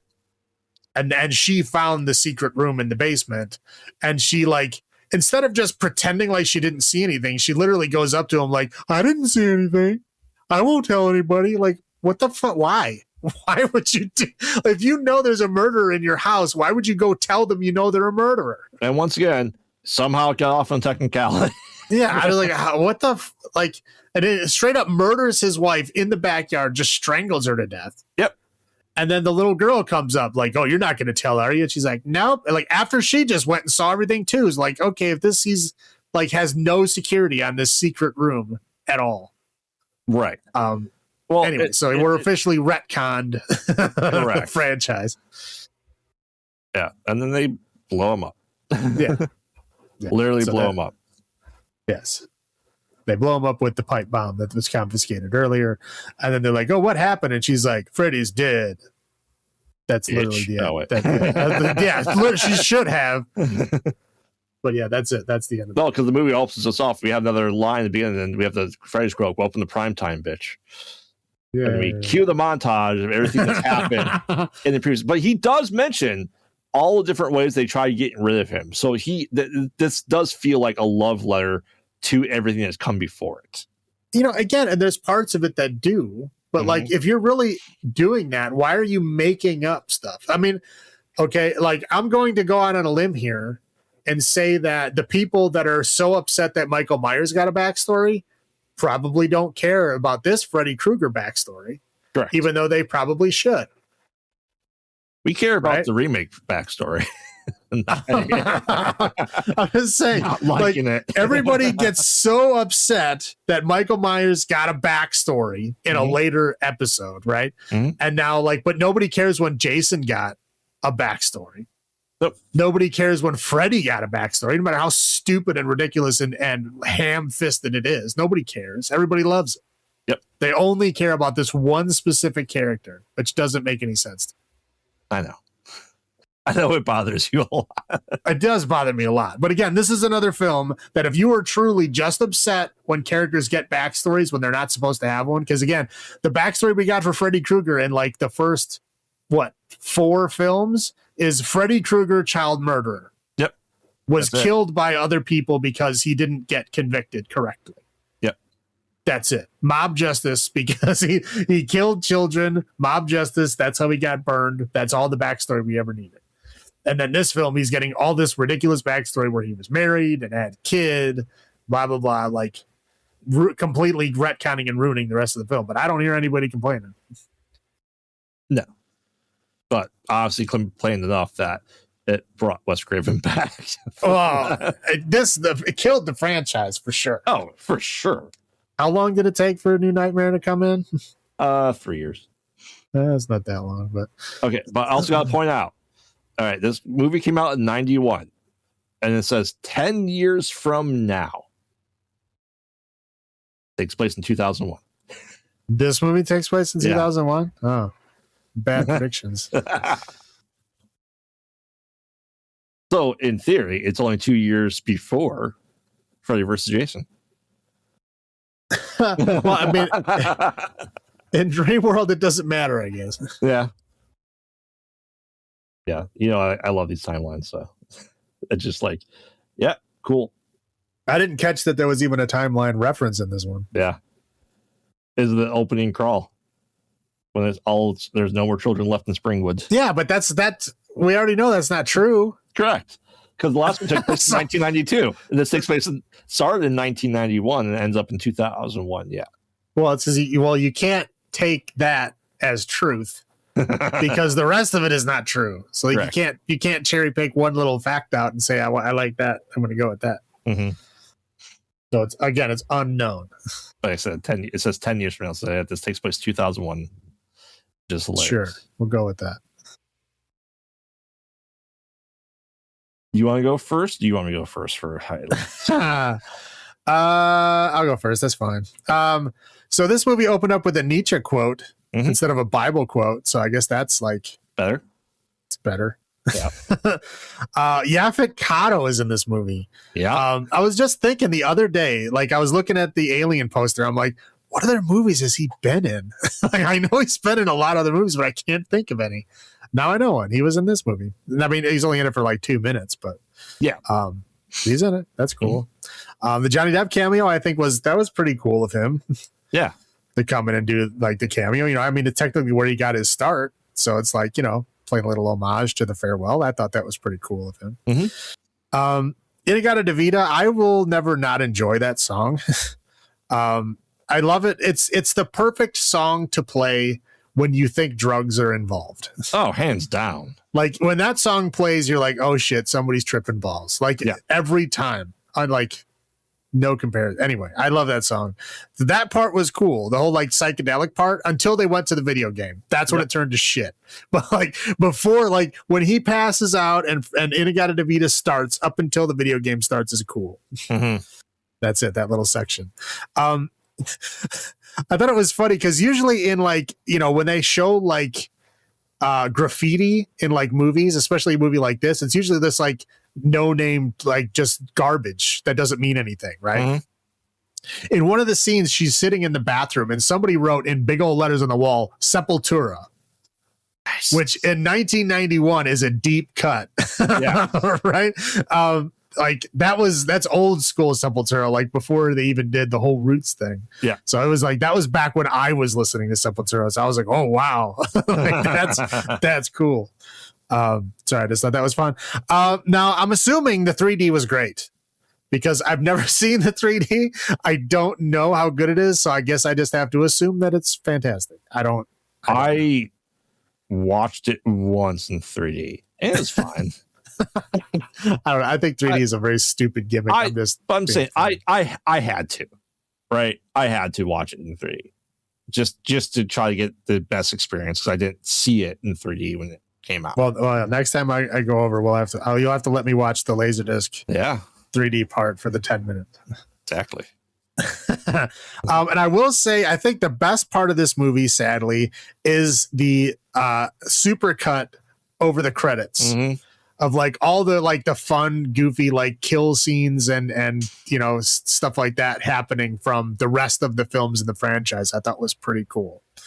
Oh, they even include number 2 in there too, which is a surprise. Yeah, they was really a super cut of like all of the greatest hits from like all of the other films, which I thought was again pretty well done. I guess I would say that part is probably the best part of the movie, which is sad. That's all I got. Yeah. Like I said, references to the past I thought was great. You know, it's the final nightmare, right? Right? No. Oh wait. I'm kind of glad it wasn't the final one, honestly. But like I said, as you said, the time lapse stuff like that, it's a good end cap to the series. It felt like a finishing statement because, like, you know, he's been brought to the real world arguably only once before, right? Yeah, in the first one. And it's just like, I don't believe in you, and he disappeared. So like them going, if we actually bring him to the world and kill him, like he's done. He shouldn't have his powers. But his power set is widely variable based on what happens in the real world versus not, just because I think the baby screwed all that stuff up. And you know, we did briefly talk to his daughter, Lisa Zane, right? Oh, I did. You didn't talk to her, did you? No, I did. And it's just interesting seeing her at the Q&A and what she thought about all that stuff. And you know, I know I feel like the buzz after this film, not that I saw it then, but people were like, oh, there's gonna be a female Freddy Krueger, which would have been an interesting way to carry on the franchise. Just the daughter. But obviously that didn't happen. I don't think anyone would ever agree with it. No. Well, considering how upset people get when a character gets a background, yeah, I don't think they're gonna like appreciate a gender change. Yeah. That's what I have. I'll go with my low points. The Freddy quote, "Welcome to primetime, bitch." That was stupid and unnecessary. I feel like that's become his thing from like number 3. All this, but you know, a lot of times he says his one-liners and then he says "bitch" at the end, and I'm like, okay, that bitch was completely unnecessary. Correct. like you're obviously like gonna win this. Like, why are you adding the bitch in there? Like you're just stabbing people with needles. There's no point. Yeah. The whole Daddy Krueger thing, I don't care for. Unnecessary. I really didn't need Tom and Roseanne Arnold. Yeah. Well, at all. At that time, it was probably just a funny thing. These days, it's like, yee. Yeah. Like, please don't. Yeah. And like, it's like on the nose, like, oh, it's his daughter. Great. Cool. Like, so once again, like, what are the chances that this kid would run into his daughter of the entire world? Well, I think that's what I had the same thought. I was sitting like how is this possible? But I think he like orchestrated it. Yeah. Okay, because he knew that she was a psychologist working in a wayward kid's home in this specific area. And so he purposely took some random kid, took his memory away, and threw him on the streets in that neighborhood. Mm-hmm. So he purposely set him up and put that newspaper clipping in his pocket to set up the dominoes that would bring them to Springwood. Yeah. So again, I had to think of that like, okay, if he planned that stuff out, I guess that makes sense. But yeah, otherwise I had the same thinking of you. I was like, well, how are the fucking odds of this shit happening? But I was like thinking like in the beginning, like, no, because that dude is not his kid. It was just some kid that he had access to. Yep. That he had for whatever reason had enough control to be able to wipe his memory and physically throw him to this other section, right? Maybe he's a really deep sleeper or something. I don't know. But something happened to where he was able to control that kid specifically more than other kids to do that to him. Yeah. And so he chose that kid to throw them there to lure her to Springwood. And that makes sense in that regard, right? There's still a lot of variables there, but at least there's less if you think that he planned it that way. Yeah. Freddy has the highest kill count off screen. He's literally killed it. He's literally in the 10 years that we see, he's literally killed every kid in Springwood. How many kids do you think that is? I don't know. 1,000? 2,000? Well, they did have a sign showing the population. Yeah. And the population at that time, which we're assuming is probably the peak, was 1,500. I thought it was 15,000. No. Okay. 15,000 is a city. Like it would have been 1,500. If we're talking small town America, it would have been 1,500. I think I equate it to my town size wise, and that's 27,000. Right, but you're still part of the greater Chicagoland area. You know what I mean? So that's like you're still like a city. Like we're talking like, you know, like a town that's like, you know, small town USA, like that place was. 1,500 would make sense.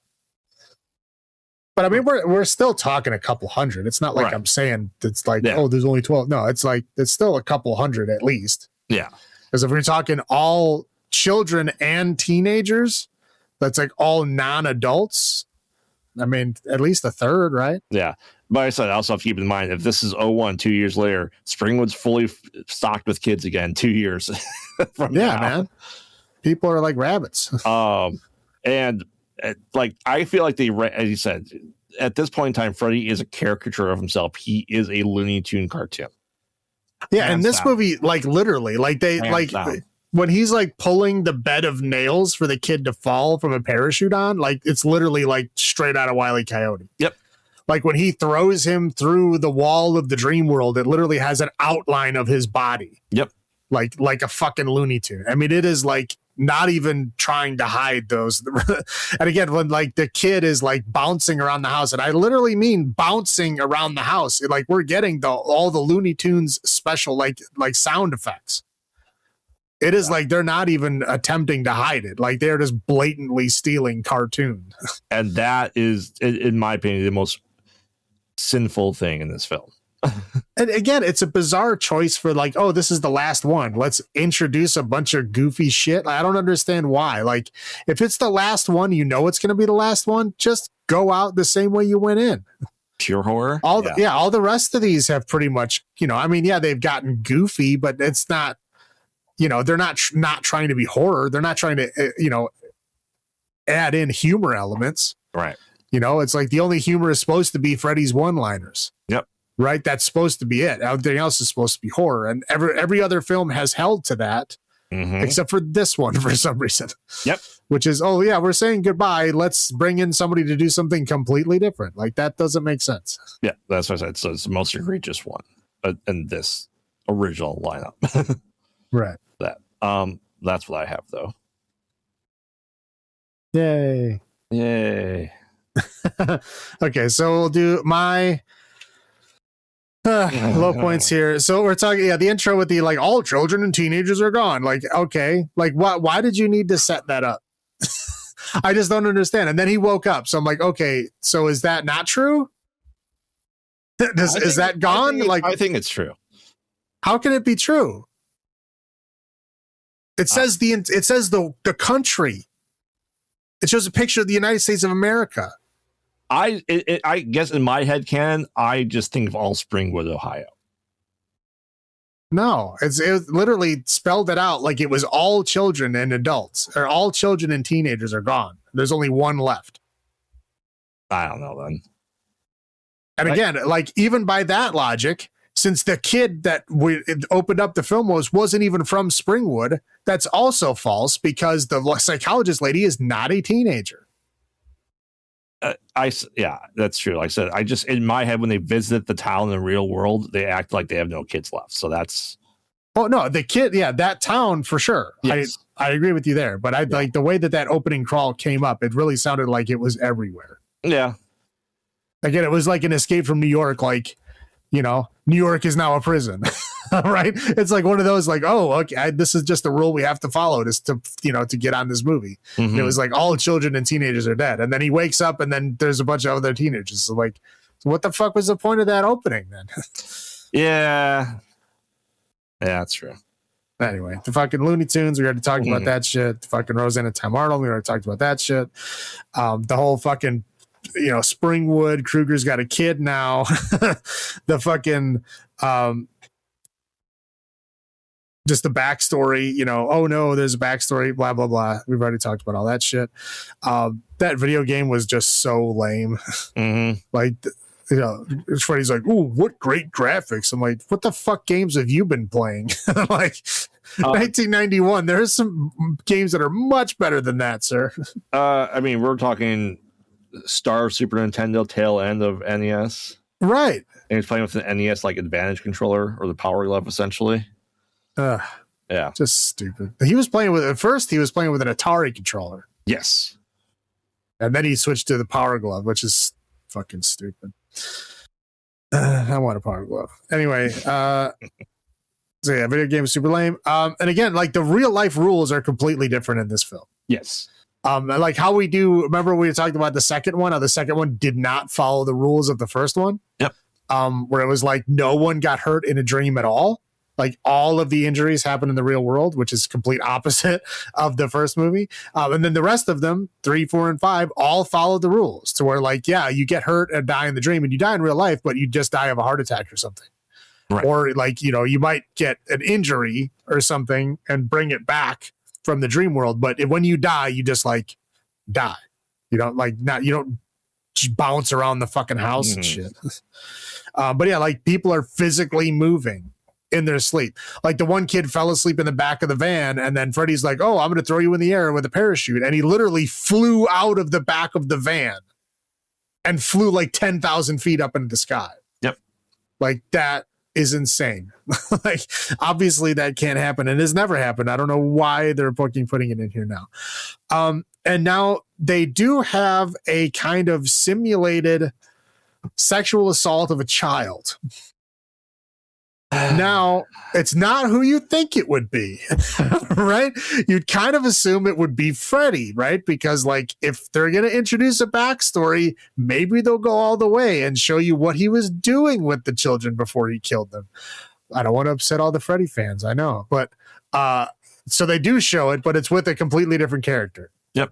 And again, this is how we kind of assume that the girl that, like, needs to, like, punch things, seems like she killed her father that tried to sexually assault her. Yes. And rightfully so, right? That's okay. But like she said, I know it's not you because you're dead. And how would she know that he's dead unless she killed him herself? And that's how they ended up in a runaway child, like wayward home. So that's kind of fucking dark. Yeah. I mean, I know that we're talking about a movie about a child murderer, but did they try to like gloss over that? They really don't try to go too far into that. Like, oh, Freddy Krueger, child murderer, let's move on. Like they don't go into that. Right. Like Wes Craven has come out and said, like, yeah, he was originally going to be a molester of children in addition to killing them, but he didn't want to get too dark with it. Right. So he just left that blank. But he always intended it to be that way. But don't tell Freddy fans that. Well, they will freak out. He's a child murderer. He doesn't. We'll find out in 2010. I know. I'm just saying. But like 2010, like that was the part I was least upset about. Like, I mean, of course, he was diddling kids. Like, what the fuck else you think a person does that murders children? Yeah. Like every other time it's ever happened is for a specific reason. Yep. Yeah. So I thought that was pretty fucking dark to bring into the movie. But again, not against the character you think it should be. Correct. They didn't say anything about Krueger doing it. It was just this other random character. Yep. But that's all I got. So, Freddy's Dead, The Final Nightmare, 1991. You want to go first? You want me to go first? You can go first. Two.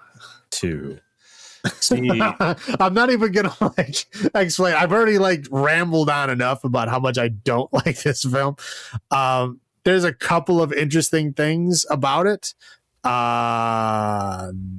2 points worth. Yeah, I know I need to go, down more in next week's episode. So that's why I got room. I'm keeping that in back of my head. I got room. I know it has to go down.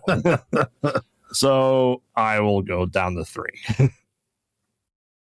3 one-liners out of 10. Just it's such a weird piece of it. And I know you said you never see you haven't seen New Nightmare. No, New Nightmare is a movie that I know I have not seen. I've seen bits and pieces of it, and I have no recollection of any of it. So I don't want to dissuade you, but to me, it's a breath of fresh air in the franchise. Well, I mean, Wes Craven comes back and is doing his own thing, and it's correct. I've heard a lot of interesting things about it. People talking a lot of interesting things about it, saying that it's kind of like the meta that he did before he did the meta of Scream. He's trying out in this. Yeah. Right. Yep. It sounds very interesting. I know Heather Langenkamp comes back, and yes. I know there's like a weird mix of like real world and like real world. So it sounds good. I'm excited to watch it, but yeah, I think after this Freddy's Dead, I just stopped watching the franchise. I'm like, I think that's it for me. Because that's usually what it did. And when it got to the point where I just like kind of checked out of the movie and like didn't give a shit how it ended, that's when I stopped and just moved on. Like I said, I personally love New Nightmare a lot. So yeah, everybody tells me I should have kept going, and that's I'll remedy that next week. Yes, you will. Finally. All right. So anything else you want to add? No, bring us home. Yeah. All right. So yeah, part 2 is in the can. We're moving on to part 3. Technically, there's only 2 movies left now. So now we have New Nightmare and we have the remake, the much maligned remake. I don't want to, I guess, spoil it, but I have seen it. I will not say that I enjoyed it, but we'll talk more about it then. But technically, there is a 3rd movie, but we already did the 3rd movie. Yes. Freddy versus Jason would be in between those 2. Right, it's in between them. Yeah. Oh, for sure. Yeah, so it's in between them. But we already did it when we did the Friday the 13th franchise. So we will do some discussion. So we will do New Nightmare and the remake as we normally do. And I think we'll just have a little bit of discussion to kind of, I think, talk about Freddy versus Jason from more of a Freddy side. Yes. Than the Jason side. I know we went over it completely that time, but we're just going to add a little flavor seasoning in there about Freddy versus Jason, but that's it. So we're going to do New Nightmare as we normally do. Then we'll have a discussion about Freddy versus Jason on the Freddy side. And then we will do the remake with Jackie Earle Haley, which I also think is interesting because Jackie Earle Haley was like kind of sort of involved from the beginning, which is interesting. Anyway, we'll talk about it. But yeah, so that's all we got. So remember, we watch bad movies so you don't have to. And this has been Graveyard saying, have you checked on the children? This is Salem saying, long live the new flesh.